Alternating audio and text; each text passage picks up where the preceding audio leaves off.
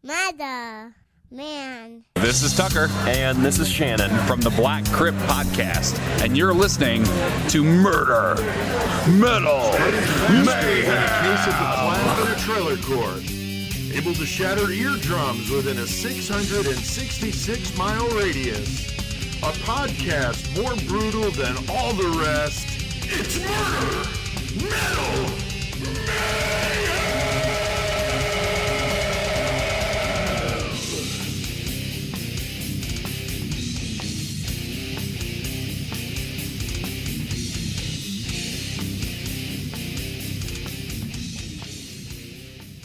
Hi, what's up, Chris? What's up, Pete? We got a special thing going on today. Yeah, a little bonus episode for you guys while we're taking a break, doing some shit.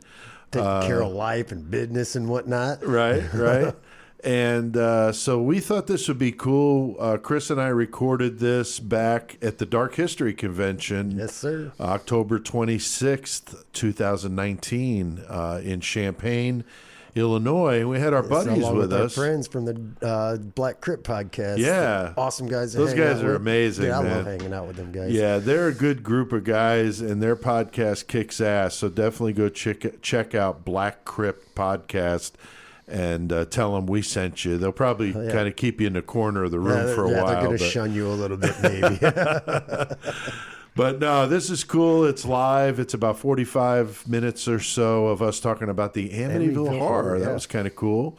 That was fun. It was a Halloween-themed event, so we thought it would be cool. So check this out, little live Murder, Metal, Mayhem mashup with Black Crypt Podcast. All right, well, hell yeah, it's awesome to be doing this special live mashup with our friends here at the Black Crypt Podcast. We met you guys here at the con last year. We did. And that's really cool. Chris, we had a good time doing this last year with these guys, meeting with them and doing some interviews. Yeah, that shit was fucking awesome. I fucking still listen to your guys' podcast the way it is. You guys are fucking kick-ass, dude. Hell yeah. I can do this with you, man. Horns high, buddy. Yeah. And don't forget that PG-13 rating, Chris. PG-13. So thanks, guys, for checking us out. Tucker, how's the Black Crypt Podcast guys doing over there? Doing good. Yeah. Doing good. Yeah, we put out episodes sometimes. Sometimes. Yeah, sometimes. So, yeah. We try to do that bi-weekly, but that ends up being hit or miss. Yeah. Well, we all have busy lives and a lot of stuff going on. But I'm Pete, and this is Chris, and we are Murder, Metal, Mayhem, and, of course, our friends here, Black Crypt Podcast. Introduce yourself. Yeah, you guys want to introduce yourselves over there? Yeah, welcome, everybody. I'm Tucker, and as always, I'm here with Shannon. How's it going? And Alex. What is up? What is up, indeed? Sharing mics, that's what's up. Yeah. Yeah, we're making this work here with limited resources, but Brian Ward is the man behind this whole convention, so give it up for Brian. Give it up for Brian Ward, Been everybody. running around like a maniac all day. Thank you, Brian. Thank you. He is a definitely hardworking guy, and so take a second, give him some thanks. And he's been working every day and night for a solid year to put this convention together. So definitely give it up to Brian, and we thank him for letting us do this. And today we're going to just do a short episode with a Halloween theme.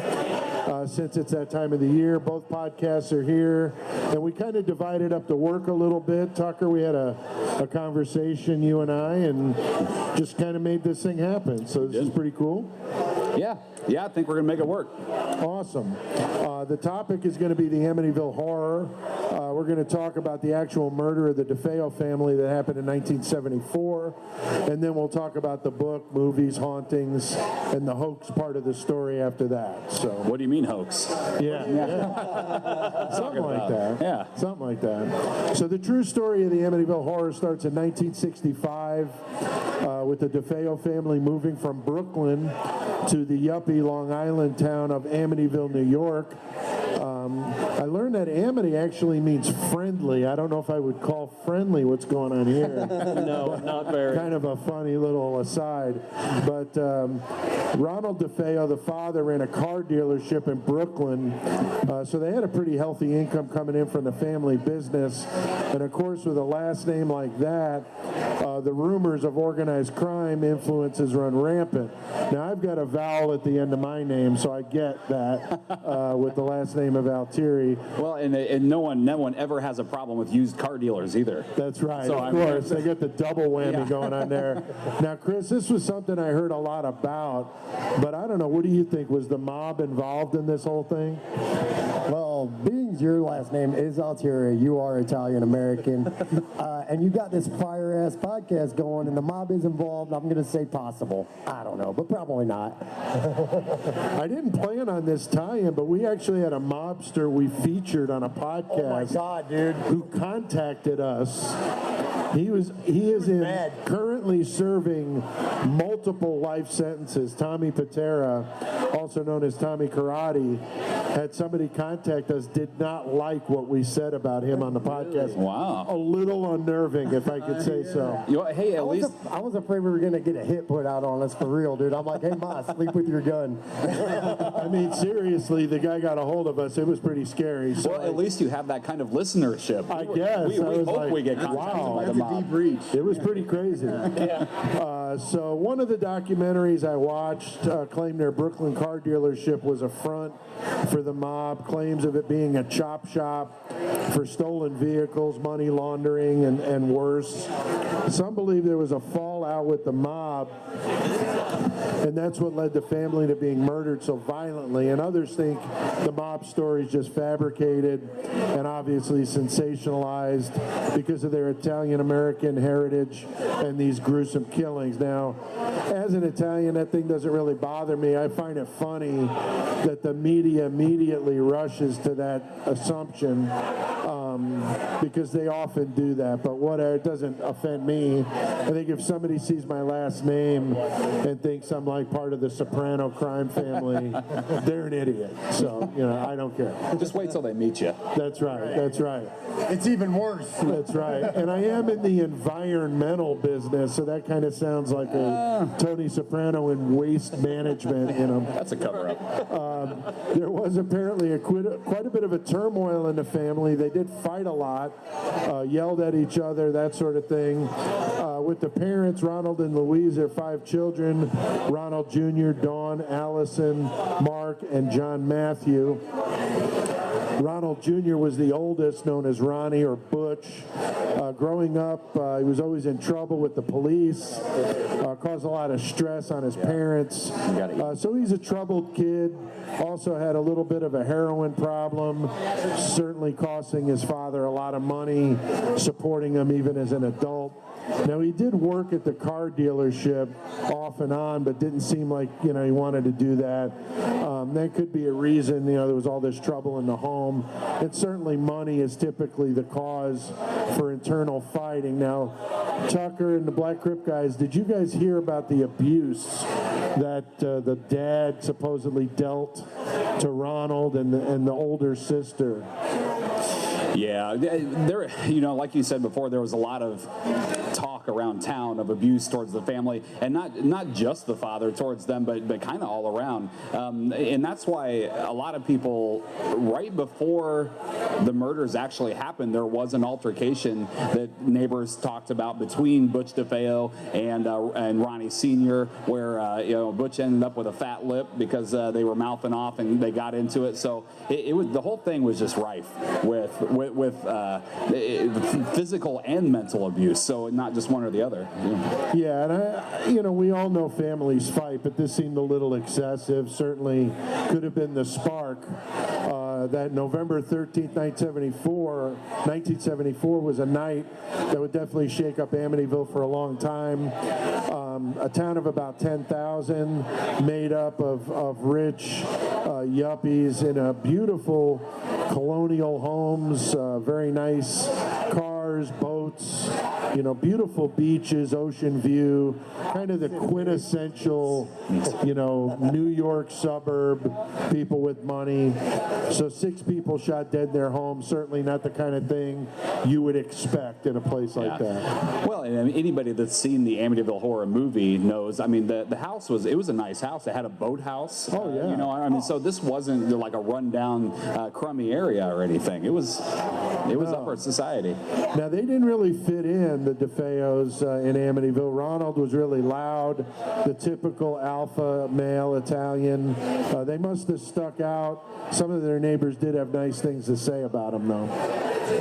So you're basically saying it'd be like if I moved out of the trailer park into, say, like one of the richest neighborhoods in Bloomington.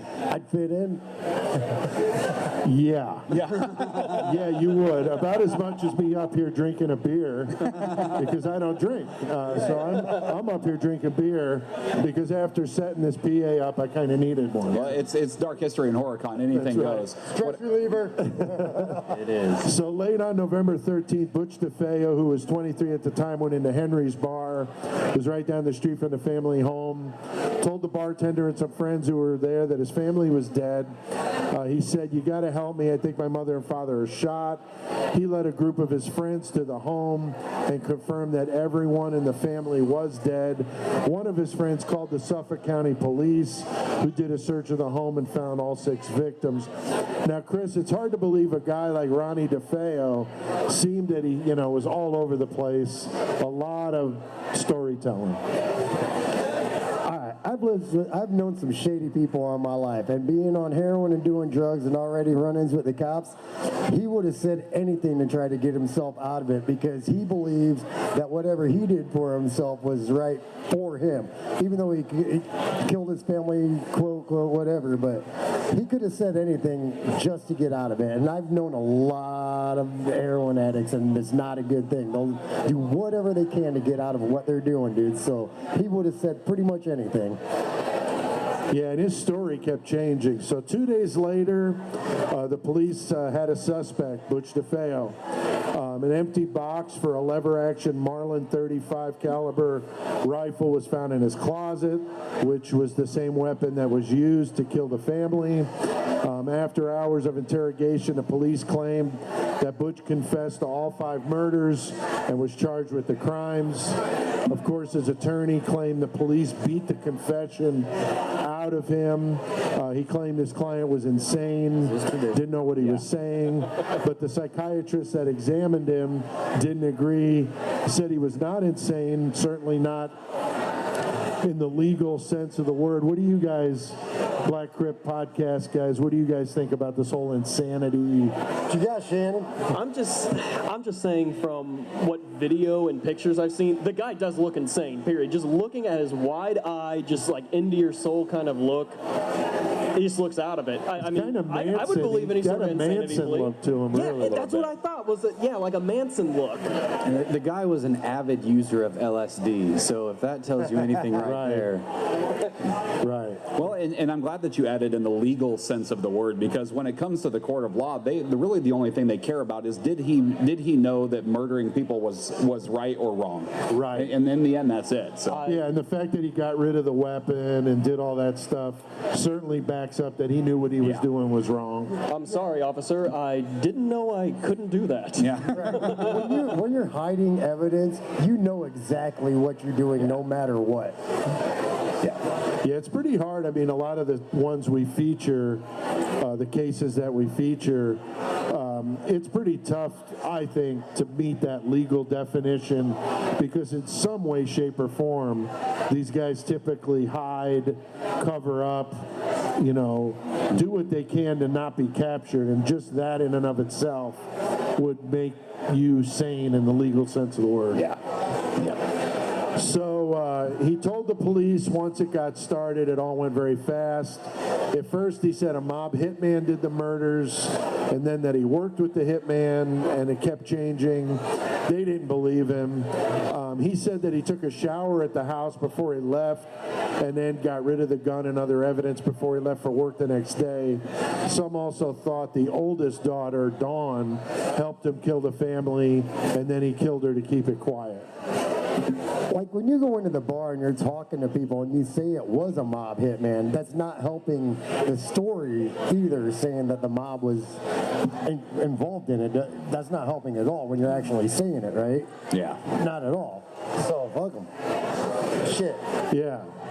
Now, according to the police, Butch shot each of his parents twice with the Marlin rifle, and then each of the kids once. All were killed in their beds, and it is amazing that no one woke up with this loud rifle going off repeatedly. I mean, it was a big house, but still. I mean, if you're shooting a gun in a house, you're going to hear it. So that's kind of shady. Tests later showed that the rifle could have been heard outside of the house. No shit. So it's a strange that none of the neighbors said they heard anything. This is also the reason why some people believe there were other gunmen involved, because it would have been difficult for one shooter killing 6 people with one weapon on multiple floors that no one woke up to confront him. Yeah, if there was multiple shooters timed at the same time, yeah, but I can't see one shooter and nobody hearing it. I couldn't understand, because I shoot guns and they're fucking loud. Yeah. Dang loud. They are darn loud, those guns, aren't they? And since this is PG-13, kids don't use guns, okay? Or at least don't use them to shoot your family, all right? Or that get would be nice. Or get trained properly to do it by a certified arms trainer. That's right. Yeah. It's like these gangbangers, you know, like they shoot like 40 people in Chicago, but only 2 die. Yes. I mean, they need some target practice. They need some kill range each time. other.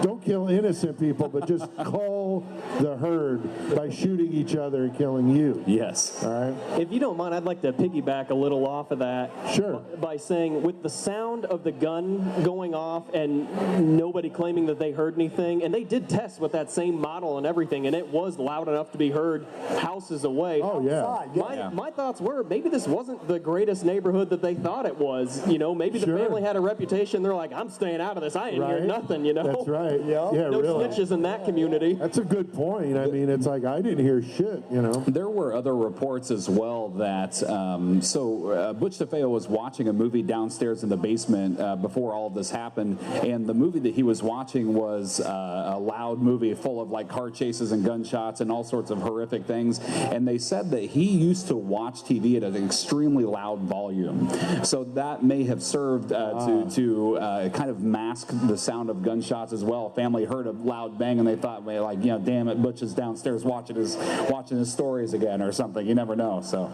right, and I think I remember in the movie or the book or both, they talked about when he did the murders that there was a thunderstorm going on. Okay. But in all the documentaries and reading I did about the actual case, I saw no mention of that. So I think that was fabricated for the movie, because it would kind of explain away why there were no reports of multiple gunshots going off if it was a loud storm. But yeah, I had not heard I anything didn't about see thunderstorm anything either. So yeah, I think it was just for the book or the movie. Now, I did see that one news story that was done about 7 years ago claimed they found a gun that was in the canal behind the house on Ocean Avenue, and a pillowcase that appears to have come from the DeFeo house. Yeah, they found the rifle. Yeah, they found the rifle in the water behind the house a couple years later or some shit like that. Yeah, it was 7 years ago, so I mean it was fairly recent.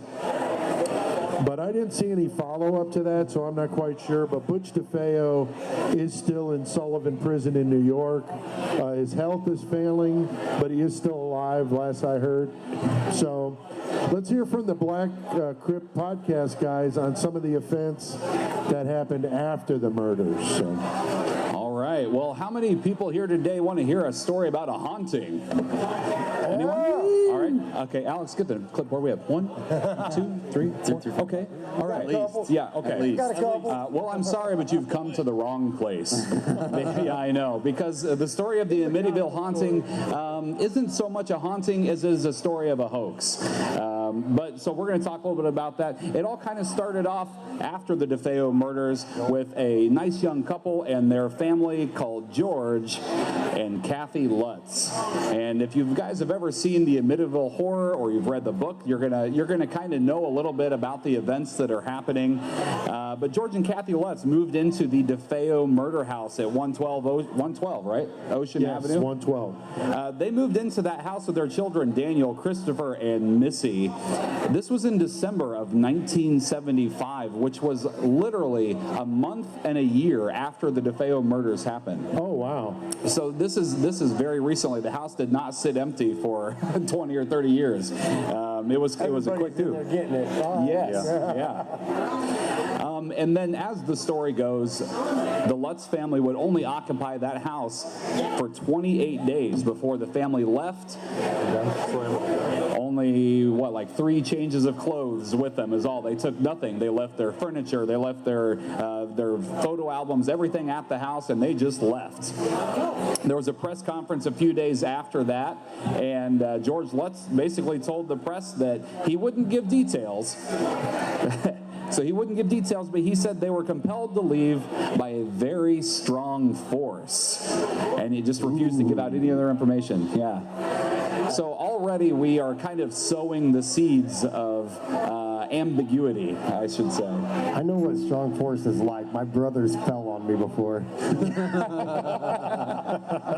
I mean, that's the basis of a lot of paranormal investigation is, can we find any ambiguity? Can we find anything, any anomaly? Right. It's like we're not actually looking for anything scientific. It's like, hey, is there an anomaly? All right, ghosts. Right. And that's what it ends up being. Right.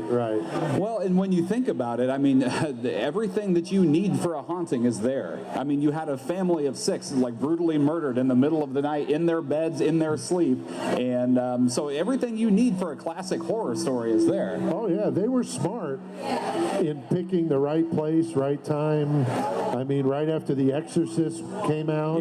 Yeah. So that was big, you know, the movie, of course, huge. So the timing couldn't be perfect. No, they were exactly had it dialed in. Excuse me. So, of course, there were claims of a haunting. So, you guys remember some of the things that had happened at the house that they said were going on? I know one of the things, for whatever reason, that always comes up when they talk about the strange occurrences at the household is they always say that the dog tried to hang itself by its collar. Like I saw that. After an hour, they moved into the house. Yeah. And I know we probably have a lot of pet owners here in the building, but dogs don't have the frame of mind to, like, commit suicide. All right, I need to say something about what you just said. Yeah. Because there's this creek that we go to all the time, and the bridge is there. Me, my brother, and my sister all went out there one day. My sister's got her dog on the leash, on the collar, everything. This dog just runs and jumps over the bridge. If we were not holding on to the leash, he would have plummeted, dude. Like, we're holding on. We had to pull him back up. So I don't know, the dog ain't trying to commit suicide, but that legit happened, dude. What kind of a life is that dog leading? A really good one. That's what's messed up. He's living a really good life. That's what's messed up. So that's one thing. So again, he didn't give us a lot of information at the press conference itself, but he did later on kind of talk about some things that were going on in the house. Well, they said, I think one of the big ticket items that made them leave that night was, I think they mentioned that the front door, that big, heavy, huge front door got, like, broken in or kicked in and fell inside, and then those iconic windows that they have up on top of the house shattered. And I believe there was, like, a newspaper clipping as well that showed the front door, and the front door wasn't broken down. It was the screen door that was, like, barely bent a little bit. So it just there's no validity to anything that he's claiming, you know. Yeah, I thought the pig with the red eyes was kind of ridiculous. Jody. Yeah, Jody the pig. Jody the pig. That was a good one. And then, of course, the flies. The flies on the window and the priest. Yeah. We'll definitely get into the flies. So other kind of random paranormal events that you might expect: phantom footsteps, creaking in the hallways, doors opening and closing on their own accord, things like that. Things that any your run-of-the-mill haunted house down the road from you probably is experiencing. Those are the kind of things that originally they talked about experiencing. So, and you mentioned Jody and the flies and all of that kind of stuff. Yeah. Right. And they also had a green gelatinous goo, they said, that they found, as well as towards the end of the night before they left, they claimed that there was rapping on the walls and all sorts of noises being made, and then that was the final straw for them, and they were out. Yeah. So what happened happens next is pretty much the stick in the spokes of the Amityville horror story. The Lutz family meets William Weber, and I didn't know before doing the research, so for all of you, William Weber was the defense attorney for Ronnie Butch DeFeo Jr., and he met up with them shortly after they moved out of the house. They had this press conference that George was talking about, having to leave the house from a very strong force. That press conference took place in William Weber's law office, or in the front office of his business. And they arranged to meet him because George said that he had felt something in the house contributed to what Butch DeFeo had done. So I think what they were trying to work out here was Butch DeFeo's insanity case had already failed. And so if they could try and come up with something for William Weber that might lead them to believe like maybe there's something bigger going on at work here than what we had originally known, maybe we can bring this back to trial. And I think that's what William Weber was trying to do. That's interesting. Yeah, I had not heard that angle before, but I think that makes a lot of sense. There was a writer named Paul Hoffman who was also present at that meeting, and Paul Hoffman presented his findings from George and Kathy Lutz's interview in what is quite possibly the most prolific supernatural and paranormal magazine that exists in the world today, and that is Good Housekeeping. If I remember correctly as well, he was a screenwriter and then turned author after this whole event went down. And that article in Good Housekeeping was entitled "Our Dream House Was Haunted." So you could get your recipe for some brown Betty or something like that, and then some pecan pie, and then in the next page, flip over and hear the story of the Amityville haunting. That's like the new Barbie house instead of Barbie Dream House, Barbie Haunted House. Yes, I'd buy it. Yeah. Do we have anybody selling Barbie's haunted house here today? Any vendors? No. Yeah. So, and as I mentioned before, the press conference, that was February 13th of 1976, which was right after they moved out of the house. I mean, they moved in the end of December, and then they moved out 28 days later. So we're talking a matter of literally a couple of weeks before they moved out of the house, and they held a press conference in the office of William Weber. Well, I don't know if any of you out there listen to the Black Crypt Podcast, but you know the next section that we're getting ready to get into is a little bit of a subject for us, a little bit of a sore subject. Yeah. Because what happens next is, once the news of the haunting gets out in Good Housekeeping magazine, we have some people that come to the house to perform an investigation. Who would that be? Oh, can't imagine who it was. Ed and Lorraine. Ed and Lorraine. They're from my home state of Connecticut. I've seen them speak several times. They're entertaining, but that's about it. Yeah. I was going to say reputable. Entertaining. We'll go with entertaining. That was a joke. Right. So Ed and Lorraine Warren, if you are familiar with The Conjuring, Annabelle, what are any number of those offshoot movies that they did? Insidious or anything? No, not Insidious. That was different. Yeah. Get out this horror podcast. What are you doing? All right, see ya. So Ed and Lorraine Warren, they were the masterminds behind in the mid 70s, 80s, all of that. Basically, any mainstream haunting, they were there, and they were. Lorraine Warren was supposedly a medium or a psychic, right? Yeah, something like that. And then charlatan. Yes, and then Ed was the brains behind the operation, I suppose. But Jim Jones of it. he was. That's a good analogy. Ed, yeah, it'd be the Jim Jones of it. He is. Well, it made him a lot of money. Right. That's for sure. So they had met with the Lutz family several times, and they held what they called a psychic gathering in the Amityville house. And boy, did they knew after being there was a demonic entity there immediately. There was some sort of non-human entity, I guess we would call it nowadays, as well as claims of Indian burial ground. There was some sort of curse. The classic Indian burial ground. I mean, I'm from the East Coast. You're going to be pretty hard pressed to find anywhere on the East Coast where there weren't Indians. Yeah. You know what I mean? So I I think you could make the stretch of just about any plot of land to somehow tie it into the Indian burial ground story. In addition to that, there was also a quote-unquote, way back, dark magician of sorts that when he passed away wanted his remains buried on the property. And this was a long time ago. And I'm like, oh, wow. So we got the dark magician, Indians, and now all of a sudden this murder that's going on. Oh, this place is super haunted. And they just so happened to bring Ed and Lorraine Warren into this. And this is just the perfect cocktail, the perfect storm for some horror. And hey, would you imagine this too?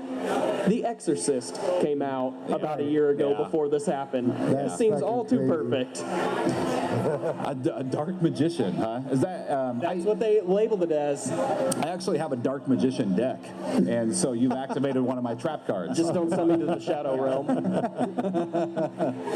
So it sounds like you guys are pretty familiar with Ed and Lorraine Warren as well. I think anybody is. So, well, and so then after Ed and Lorraine Warren come in, they just fed into this haunting narrative that the Lutz family had created. I'm going to say created for now until we get to kind of our final part there. But so time to tell the story. During a late meeting with the DeFeos, that defense attorney, William Weber, that we mentioned earlier, in his own words, said that many bottles of wine were consumed in which the Lutzes detailed their story.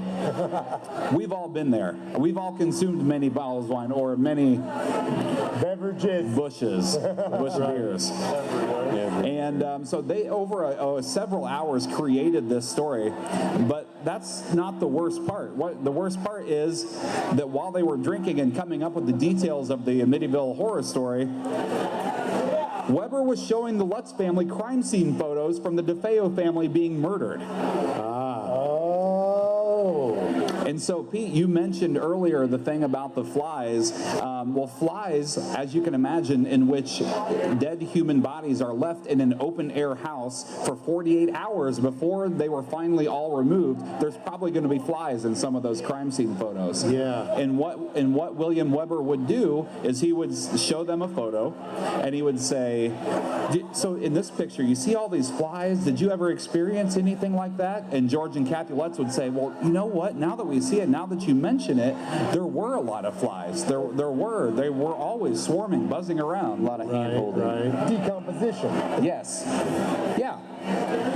And the same thing goes with the Shannon mentioned earlier in the movie. There's green slime that's coming out of like the sockets and around the door frames and things like that. And so in the crime scene photos, there is green slime. Nickelodeon make an appearance there? It that is. why the green slime? Yeah, you can't do that on television. Hey, you can't say that on a podcast, bro. No, we didn't have the budget for the slime this year. Yeah, I was going to say Brian's going to surprise us all with a shower of green slime when we're done.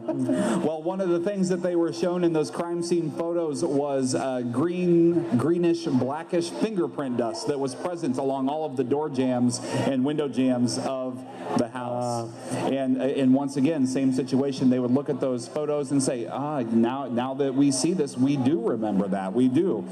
And so I wonder if the guy that did the interrogation in Making a Murderer of the kid that was mentally challenged, if he did this, because it's how he led that kid and all that stuff, sounds like the same type of thing here. Just planting seeds. Exactly. Oh, yeah, green slime. Or, oh, yeah, flies on the window. is that not, to us, the running gag on Making a Murderer is, I don't know if this is just a Wisconsin thing. Is there anyone here listening from Wisconsin or a Wisconsin area? No, I don't think anybody's listening anyway. It's fine. Whenever they call someone, no one ever says hello. They always say, yeah. And then the other person says, yeah. And then they just start talking. I don't know. Yeah, Okay. maybe it's a Wisconsin thing. Maybe it is. Yeah, sure. I don't know. So long story short, they tell this story with William Weber, and the Lutz family then are joined by a man who is now famous. He's dead, but he's famous, Jay Anson. And you might know Jay Anson because he wrote the Amityville horror book, and he wrote the screenplay for the movie. That's right. That's right. Made a lot of money. He made a lot of money. Right. Well, yeah, he made a lot of money. So, and if you have never seen the, I push that mic away just a touch there, sorry. If you've never seen the original Amityville, what was it, 1979? Sounds right. Amityville horror movie, just because the real story isn't true doesn't mean you shouldn't watch it, because that's the best one. They had the remake in 2005 with Ryan Reynolds. Are you going to disagree with me? The original old school movies are the best ones. Oh. The new remakes, like after you, like I know this is off subject, but Last House on the Left, the original is way better than. Just watched it. Come on, man. Like the old school, watch the old school Amityville horror. My favorite part, we're going to get off subject here, but we're a horror podcast, so just join us on this journey. My favorite part of the last House on the Left, the original, is when he's in the basement and he has the shotgun, and all of a sudden you just hear the chainsaw like start revving up, and then the dad's coming up the stairs. So Jay Anson, he wrote the book, and he did this. All of the information that he used to write the Amityville Horror, which the subtitle is A True Story, was based off of these discussions that they had with William Weber over many bottles of wine in which they were shown crime scene. Can you imagine if that happened nowadays? Yeah. Like you'd think they'd keep those under wraps a little bit better, right? Right. So, Pete, you're an author. Have you ever read Jay Anson's Amityville Horror? I did. I read it when I was young, when it came out, because I'm a little older than you guys. Feel ancient sometimes, but nonetheless, He's his own grandpa. I remember riding in the car with my parents reading that book, and it was freaking me out because at the time it was all over the media, especially where I lived in Connecticut, and we were going to my aunt's house in New York. And I remember I was reading the book and I was freaking out, and I looked out the window and it said, "Welcome to Amityville," and I was like, "Are you freaking kidding me? I mean, like, why are we going here? I mean, what is, of all the places we could go right now, why is it Amityville while I'm reading this book?" It was When really you freaking crossed me out. over the town line, did it say "good"? Oh, Yeah. I did not see any pigs with red eyes. okay. But my aunt lived only a couple of blocks from the house. So, of course, me and my cousins wanted to go check it out. But it was all cordoned off. They had police, because I'm sure still today you have people that drive by there. But at that time, it was crazy. So yeah, I did read the book. It freaked me out because I think I was in junior high or so at the time. And it was believed to be a true story, of course, later debunked and kind of laughed at. But at the time, and especially at that age, it was freaky. It was a freaky story. Yeah. Well, that pretty much concludes the story of the hoax. What do you guys think? Do you think that there is any truth to the story at all? Do you think it's all just a bunch of BS? What do you think? Personally, I think it's all BS. I think it was all concocted, carefully crafted. All the players, the Warrens, the Jay Anson, everybody played a part. I really think Butch killed his family trying to get money because he just didn't want to do shit, and he was a junkie, and he's like, fuck it, how can I do this? So I think that. Yeah. What about you guys? Alex, Shannon, what do you think? The only thing that I obviously believe the whole thing was a hoax, and it was definitely concocted and planned out. The format, it was definitely all planned out. The only thing that still kind of racks my brain is, why did nobody else wake up? Exactly. I know for a fact, like, if I heard even something remotely close to a gunshot in my house, whether it was 2 floors up, in the basement, wherever, I know I'm up, and I'm walking around, I'm finding out what the hell's going on, you know? Right. Even if it was just a firecracker, you're going to hear that sound, you're going to wake up. Dude. Yeah. So, and for some reason, I feel like with that gun, I picture him on horseback because it's the lever, like action. Like, I picture like Terminator 2 when he's like, yeah. He definitely had his Red Rider. Yeah. Totally. And so something with that as well, just a couple of quick notes here at the end. The gun, it is speculated that family members did wake up, the younger members of the family, did wake up, but Ronnie Butch DeFeo probably was like, hey, you're going to hear some noise. It's okay, buddy, because he was the oldest. Everyone else was younger. So, if your older brother comes to your room when you're a kid and says, hey, you're going to hear some loud noises, don't get out of bed. Just stay right here. One of them was in their late teens, though, right? I think one of them was in... I think the older sister was closer to his age. Yeah. And that's the only, that is a big area of contention, like we mentioned earlier as well, because it is speculated with good reason that she may have helped him commit the murders, but then he killed her as well at the end, basically to eliminate a witness. Right. So there's that. And also, you mentioned the pig in the window, Jody, that was Missy's imaginary friend. Right. That was actually the neighbor had a Persian cat that would sit in the tree outside of Missy's window. That he claims to this day is what they were talking about when they mentioned that's imaginary funny. friend in the window. So yeah, That's funny. Well, thanks everybody for coming out to the Dark History and Horror Convention. Again, Brian Ward, the guy putting all this together, deserves some credit and letting us do a little podcast mashup with you guys. Definitely come over to our booths. We're sitting about center of the room. Murder, Metal, Mayhem, and Black Crypt Podcast side by side. So come over to the table. We get some T-shirts and stickers and some different things. And I got a new book that just came out that's over there, so you can spend a little money with us and support both podcasts. Ours is weekly. You guys do a bi-weekly or whenever weekly. we try and do bi-weekly, and we also come check out our booth as well, because we do have other bonus content that we put out in the meantime between main episodes. We have Scream streams where we review movies on that are streaming Hulu, Amazon Prime.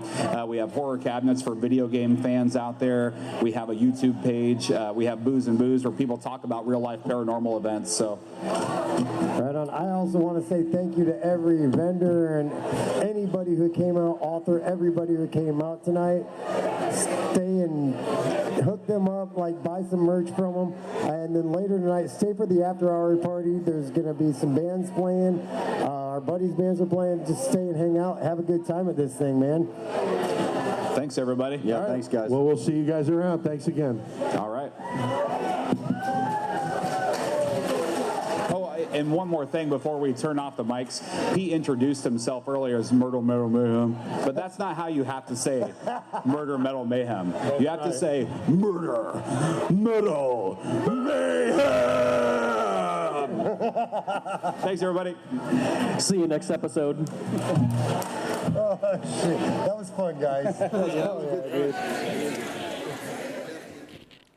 Hell yeah. Hell yeah, dude. Yeah, it's kind of funny hearing it in a live format with a live audience there. And of course, we're at a convention, so people all are kinds talking. of background and, noise going around. It's not like people seated in a theater watching us. So it was pretty funny though that Brian had to come up and be like, "Hey guys, hey, I did say it is all ages." Yeah. We just come up there all, fuck yeah, motherfuckers.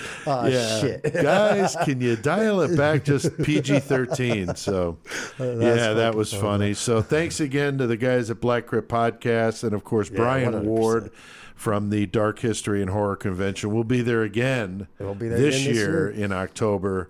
So stay tuned for that. Go check that shit out. Yeah, and go to murdermetalmayhem.com. Check out all our past episodes. We're on Facebook, Twitter, YouTube, and we got a Patreon page. So we're all over the place. So thanks, guys, and appreciate you checking it out. So we'll see you next time. See ya. Mother, man.